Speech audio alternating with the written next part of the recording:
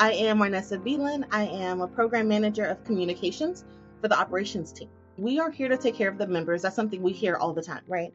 Members first and all those things. And it makes sense. But if the employees don't feel that they are equally as important, the members aren't going to get the experience that they deserve. And so for me, we do care about the members. That's why we're here. But I care about you as a person. And I celebrate who you are as a person.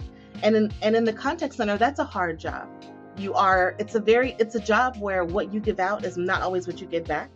So we have to give out kindness and empathy and compassion. You may not get those things back.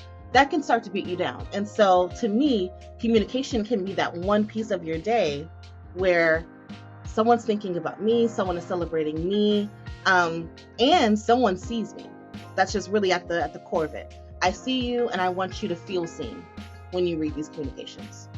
People need to feel a sense of hope in their work. I think it's important for people to feel valued in their work, and not just recognition, but just valued as a person and as an employee. I think it provides a sense of not self-esteem, but maybe self-assurance, self-worth, that you're doing something of value, especially, like I said, in a frontline role where we're not profit generating, we're not like the NFCs, right?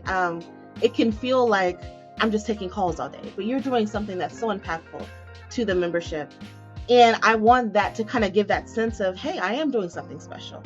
Once you have self-esteem, or once you know that you are of value, that's when you begin to actually see the life around you differently.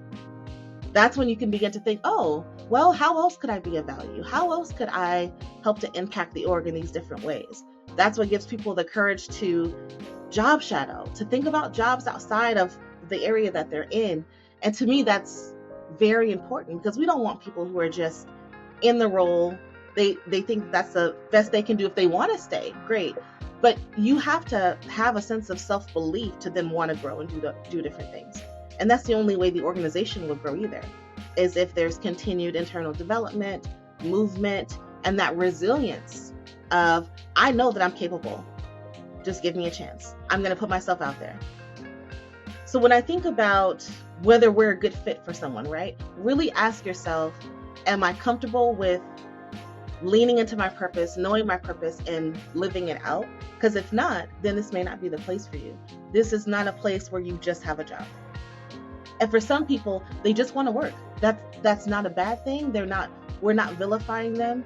But if that's all you want, you're not gonna thrive here, because we're gonna call you out. We're gonna encourage you to find your purpose, live it out, collaborate with others. And so that's something I've had to also learn over the years too, is we're not like most companies, right? Like of course you talk to your friends and your family and, oh, I hate my job, but I don't have a job. I have a purpose. What was surprising to me is how happy everyone was.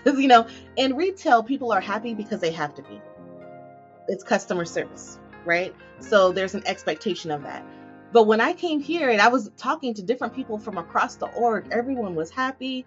Everyone had been here for a long time. And I was like, what kind of cult is this? And as I started to work here and actually, again, liked my job and liked what I did, I was like, oh, I get why people are happy.